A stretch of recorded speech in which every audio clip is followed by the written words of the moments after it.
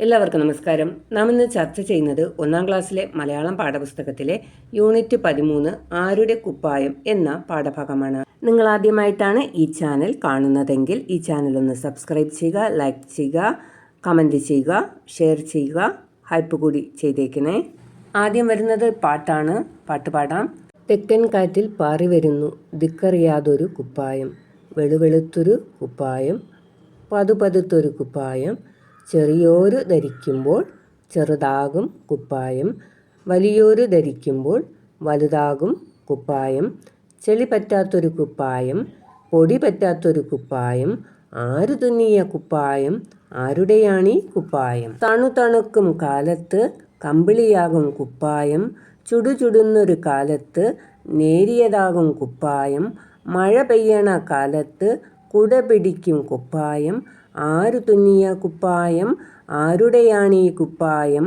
കുട്ടികളൊന്നായി കൂടുന്നു, കുട്ടികളൊന്നായി പാടുന്നു, ഞങ്ങളുടെയാണീ കുപ്പായം, ഞങ്ങളുടെയാണീ കുപ്പായം, ഞങ്ങളുടെയാണീ കുപ്പായം, ഞങ്ങളെല്ലാവർക്കും കുപ്പായം. മക്കളെ, ടീച്ചറെ ഈ കവിതയുമായി ബന്ധപ്പെട്ട കുറച്ച് ചോദ്യങ്ങൾ ചോദിക്കട്ടെ. തെക്കൻ കാറ്റിൽ പാറി വരുന്നതാ എന്താണ്? കുപ്പായമാണ് അല്ലേ. അടുത്ത ചോദ്യം ചോദിക്കാം. കുപ്പായം എങ്ങനെയുള്ളതാണ്?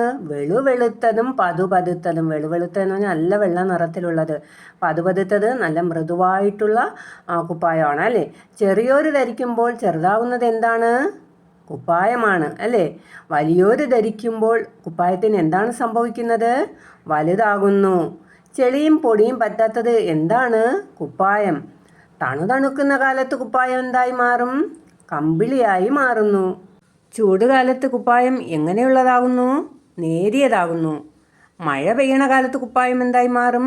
കുടയായി മാറും അല്ലേ. കുട്ടികൾ ഒന്നു ചേർന്ന് എന്താണ് പാടിയത്? ഞങ്ങളുടെയാണീ കുപ്പായം, ഞങ്ങളുടെയാണീ കുപ്പായം, ഞങ്ങളെല്ലാവർക്കും കുപ്പായം എന്നാണ് പാടിയത്. ഇവിടെ ഒരു ചോദ്യമുണ്ട്. ഏതെല്ലാം വസ്ത്രങ്ങൾ കണ്ടിട്ടുണ്ട്? പറഞ്ഞു നോക്കൂ മക്കളെ. നിങ്ങൾ കണ്ടിട്ടുള്ള വസ്ത്രങ്ങളുടെ പേരുകളാണ് ഇവിടെ പറയേണ്ടത്. സാരി, ഫ്രോക്ക്, മിഡിയും ടോപ്പും, ലാച്ച, ഷർട്ടും പാൻറ്റും, പാവാടയും ബ്ലൗസും, ചുരിദാർ, ജീൻസും ടോപ്പും. ഒത്തിരി ഇഷ്ടം. സ്കൂൾ വിട്ട് വന്ന ഋതിക വേഗം നടന്നു. കടപ്പുറത്തെത്തണം. സോഫി ചേച്ചിയെ കാണണം. കുറേ മത്സ്യം വിറ്റ് സഹായിക്കണം. മോളെ ഋതികയെ, സോഫി ചേച്ചി വിളിച്ചു. ശബ്ദം കേട്ട് ഋതിക ഓടിച്ചെന്നു. കുറേ മത്സ്യം വാങ്ങി അടുത്തുള്ള ഹോട്ടലിൽ കൊടുത്തു. കിട്ടിയ പണം സോഫി ചേച്ചിക്ക് കൊടുത്തു. സന്ധ്യയാകും മുമ്പ് രണ്ടുപേരും മടങ്ങി. വരുന്ന വഴി സോഫി ചേച്ചി ഡാഷ് ശാലയിൽ കയറി മരുന്ന് വാങ്ങി. ഇവിടെ ഓപ്ഷൻസ് കൊടുത്തിട്ടുണ്ട്. ഔഷധശാല, പാഠശാല, സിനിമാശാല, നാടകശാല. മരുന്ന് വാങ്ങുന്ന എവിടെയാണ്? ഔഷധശാല അല്ലേ. അപ്പോൾ നമ്മൾ അവിടെ എന്ത് എഴുതണം? ഔഷധം എഴുതണം. ശാല അവിടെ ഉണ്ട്, അപ്പോൾ ഔഷധം എന്ന് എഴുതണം. വീട്ടിലെത്തിയപ്പോൾ അമ്മ പറഞ്ഞു, നാളെ പെരുന്നാളല്ലേ മോളെ, ഇതാ നിനക്കൊരു ഉടുപ്പ്. വേണ്ടായിരുന്നമ്മേ. സാരമില്ല മോളെ.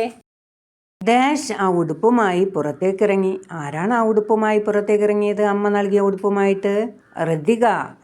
അപ്പോൾ അവിടെ എന്താ എഴുതേണ്ടത്? ഋതിക എന്ന് എഴുതണം. എന്താ ഇത്ര ധൃതി? ഉടുപ്പ് ചോദിച്ചു.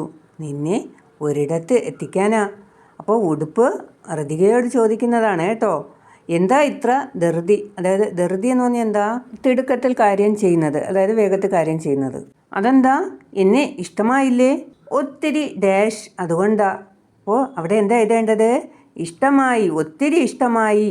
അതായത് ഉടുപ്പ് ചോദിക്കുകയാണ്, എന്നെ ഇഷ്ടമായില്ലേ എന്ന് ചോദിക്കുകയാണ്. അപ്പോൾ ഋതിക കുട്ടി എന്താ പറയുന്നത്? ഒത്തിരി ഇഷ്ടമായി എന്ന് പറയുകയാണ്. അടുത്ത് നോക്കൂ. ഡാഷ് സോഫി ചേച്ചിയുടെ വീട്ടിലെത്തി. ആരാ സോഫി ചേച്ചിയുടെ വീട്ടിലെത്തിയത്? ഋതിക. ഋതിക സോഫി ചേച്ചിയുടെ വീട്ടിലെത്തി. എന്തൊരു വൃത്തി, അവൾ മനസ്സിൽ പറഞ്ഞു. തിണ്ണയിൽ ആ ഉടുപ്പ് മടക്കി വെച്ചു. സോഫി ചേച്ചി, ദേ ജിയയ്ക്കൊരു സ്നേഹസമ്മാനം ഇവിടെ വെച്ചിട്ടുണ്ട്. അവൾ ഉടുപ്പിനോട് ഡാഷ് വീശി. അവിടെ എന്ത് വരും? കൈ വീശി എന്ന് വരും അല്ലേ. കൈയാണ് വരേണ്ടത്. അവൾ ഉടുപ്പിനോട് കൈവീശി. ഉടുപ്പും കൈവീശി. ഒപ്പം സോഫി ചേച്ചിയും ചിരിച്ചുകൊണ്ട് കൈവീശി. അപ്പോൾ മക്കളെ, ഈ സോഫി ചേച്ചിയുടെ വീട് കാണാൻ നല്ല വൃത്തിയാണ് കേട്ടോ.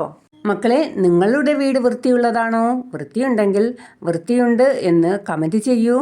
മക്കളെ, ഋതികയ്ക്ക് അവളുടെ അമ്മ കൊടുത്ത ഉടുപ്പ് എന്താ? ആർക്കാ കൊടുത്തത്? സോഫിയേച്ചിയുടെ മകളായ ജിയയ്ക്ക് കൊടുത്തു. ഇവിടെ ഒരു ചോദ്യമുണ്ട്, കണ്ടെത്തൂ. ഈ കഥയിലെ ഇഷ്ടപ്പെട്ട ഭാഗം ഏതാണ്? ആ വരികൾക്കെല്ലാം അടിവരയിടൂ. മക്കളെ, ഈ കഥ വായിച്ചിട്ട് നിങ്ങൾക്ക് ഇഷ്ടപ്പെട്ട ഭാഗം ഏതാണോ ആ വരികൾക്ക് നിങ്ങൾ അടിവരയിടാനാണ് പറഞ്ഞിട്ടുള്ളത്. ഇടുമല്ലോ. അടുത്ത് വായിക്കാം. സോഫിയേച്ചിയുടെ വീടിന് നല്ല വൃത്തി. വീടിനും വീട്ടുകാർക്കും ഡാഷ് വേണ്ടേ? എന്താ വേണ്ടത് അവിടെ? വൃത്തി വേണ്ടേ? എന്തെല്ലാമാണ് വൃത്തിയുള്ള വീടാകാൻ വേണ്ടത്? കൂട്ടുകാരുമായി ആലോചിച്ച് എഴുതൂ. വീടിന് വൃത്തി. വീട് വൃത്തിയാകാൻ എന്തൊക്കെ ചെയ്യണം? തറ തുടയ്ക്കണം, മാറാല തൂക്കണം, മുറ്റത്തെ ചപ്പുചവറുകൾ അടിച്ചുവാരി വൃത്തിയാക്കണം, പാത്രങ്ങൾ കഴുകി വെടിപ്പാക്കണം, തുണികൾ അടുക്കി വയ്ക്കണം, പാത്രങ്ങളും പുസ്തകങ്ങളും അടുക്കി വയ്ക്കണം. വീടിന് വൃത്തി വരണമെങ്കിൽ ഇവയെല്ലാം നാം ചെയ്യണം. മക്കളെ, വീട് മാത്രം വൃത്തിയായാൽ മതിയോ? വീട്ടുകാരും വൃത്തിയാവേണ്ടേ? അതിന് എന്തൊക്കെ വേണം? 2 നേരം പല്ല് തേക്കണം, ആഹാരത്തിന് മുമ്പും ശേഷവും കൈ കഴുകണം, ദിവസവും കുളിക്കണം, വൃത്തിയുള്ള വസ്ത്രം ധരിക്കണം, നഖം വെട്ടണം. അടുത്ത പ്രവർത്തനം, വസ്ത്രം വരച്ച് നിറം നൽകാം. മക്കളെ, നിങ്ങൾക്ക് ഇഷ്ടപ്പെട്ട വസ്ത്രം ഏതാണോ അത് വരച്ച് നിറം നൽകുക. അടുത്ത പ്രവർത്തനം നോക്കൂ. യൂണിഫോം ധരിക്കുന്നവർ ആരെല്ലാം? ഇവിടെ കുറച്ച് ചിത്രങ്ങൾ തന്നിട്ടുണ്ട്. യൂണിഫോം ധരിച്ചവരുടെ ചിത്രമാണ്. ഒരെണ്ണം അവിടെ എഴുതിയിട്ടുണ്ട്, പോലീസുകാർ. അടുത്ത് ഡോക്ടർമാർ, നഴ്സുമാർ, പോസ്റ്റ്മാൻ, വിദ്യാർത്ഥികൾ, ഹരിതകർമ്മസേന, ഫയർഫോഴ്സ് ജീവനക്കാർ, പൈലറ്റുമാർ, കണ്ടക്ടർമാർ.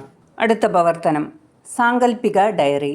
ഋതിക, അന്ന് ഡയറി എഴുതിയാൽ ചുവടെയുള്ള ചിത്രത്തിലെ കാര്യങ്ങൾ കൂടി ഉൾപ്പെടുത്തണേ. ഇതാണ് ചുവടെയുള്ള ചിത്രം. സോഫിയേച്ചി മരുന്ന് വാങ്ങാൻ ഔഷധശാലയിൽ പോയി മരുന്ന് വാങ്ങുന്ന കാര്യവും ഡയറിയിൽ ഉൾപ്പെടുത്താനാണ് പറഞ്ഞിട്ടുള്ളത്. ഡയറി എഴുതുന്ന ദിവസത്തെ തീയതി എഴുതണം. ഞാൻ ഇന്നും സ്കൂൾ വിട്ട് വന്ന് സോഫിയേച്ചിയെ മീൻ വിൽക്കാൻ സഹായിച്ചു. തിരിച്ച് വീട്ടിലേക്ക് വരുന്ന വഴി സോഫിയേച്ചി ഔഷധശാലയിൽ കയറി മരുന്ന് വാങ്ങി. ചേച്ചിക്ക് എന്നും അസുഖമാണ്. വീട്ടിലെത്തിയപ്പോൾ അമ്മ എനിക്ക് പുതിയ ഉടുപ്പ് വാങ്ങി വെച്ചിരുന്നു. ഞാനത് സോഫിയേച്ചിയുടെ മകൾ ജിയയ്ക്ക് കൊടുത്തു. അവൾക്ക് നല്ല ഉടുപ്പില്ല. ജിയയ്ക്കും സോഫിയേച്ചിക്കും വളരെ സന്തോഷമായി. മക്കളെ, ഇവിടെ ഒരു സംഭാഷണം എഴുതാൻ തന്നിട്ടുണ്ട്. എഴുതിയാലോ? ഋതിക ചോദിക്കുകയാണ്, ചേച്ചി എങ്ങോട്ടാ പോകുന്നത്? സോഫിയേച്ചി പറയുകയാണ്, ഔഷധശാലയിൽ പോയി മരുന്ന് വാങ്ങണം. ഇതോടുകൂടി ഈ പാഠഭാഗവുമായി ബന്ധപ്പെട്ട പ്രവർത്തനങ്ങൾ അവസാനിച്ചു. വീണ്ടും കാണാം. നന്ദി.